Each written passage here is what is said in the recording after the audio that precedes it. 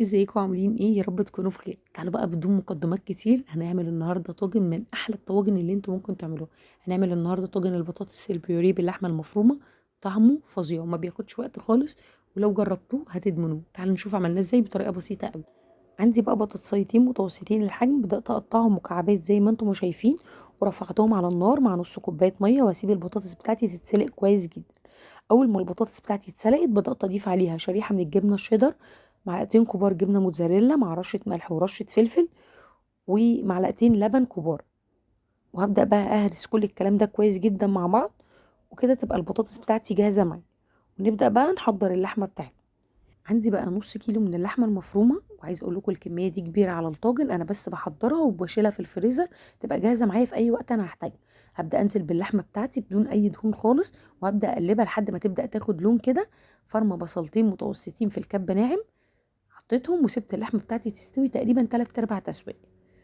اول ما بدات تدخل على تسويه بدات اضيف التوابل بتاعتي، ملح وفلفل وسبع بهارات، من كل حاجه بقى نص معلقه صغيره. وهبدا بقى اقلب كويس جدا. عندي جزرايه كده بشراها تقريبا جزرايه متوسطه، بدات انزل بيها وهقلبها. عندي البسله بتاعتي نص كوبايه تقريبا، ضفت البسله بتاعتي وهقلب كل الكلام ده كويس جدا مع بعض، واسيبه تقريبا حوالي 10 دقايق تاني. اللحمه بقت جاهزه معايا، وهبدا بقى نحضر البشاميل مع بعض. عندي معلقه كبيره من السمنه على زيت، بدات انزل بيهم، ومعلقه كبيره من الدقيق، وهقلب كل الكلام ده كده مع بعضه لحد ما الدقيق يبدا ياخد لون معايا.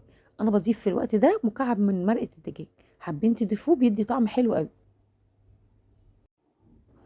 بدات بقى اقلبهم كويس جدا لحد ما الدقيق بتاعي بدا يحمر معايا كده وياخد لون ذهبي حلو. بدات انزل باللبن بتاعي، تقريبا حوالي كوبايه ونص من اللبن، مع رشه ملح ورشه فلفل. واخر حاجه هبدا اضيفها على البشاميل بتاعي الجبنه المطبوخه. انا بحب اضيف جبنه مطبوخه، لو متوفره عندكم بتدي طعم حلو قوي، لو مش متوفره برضو نقدر نستغنى عنها. ضفت الجبنه بتاعتي وهبدا بقى اقلب في البشاميل كده على طول لحد ما القوام يبدا يتقل معايا. البشاميل بتاعي مش لازم يبقى القوام بتاعه تقيل خالص، يعني القوام متوسط بتاعه. دهنت بقى الطاجن بتاعي بدهنه زيت كده. هبدا اول حاجه اضيفها البطاطس بتاعتي. انا بضيف كميه البطاطس بتاعتي كلها مره واحده، وافردها في الطاجن كويس. ونبدا بقى نضيف اللحمه المفرومه. كميه اللحمه المفرومه اللي انا عملتها، انا ما خدتهاش كلها، انا تقريبا خدت منها حوالي يعني ربع كيلو من اللحم. وطبعا نقدر نقلل او نكتر براحتكم حسب الطاجن اللي انتوا بتعملوه. فردت بقى اللحمه بتاعتي، واخر حاجه هنزل بيها البشاميل بتاعي.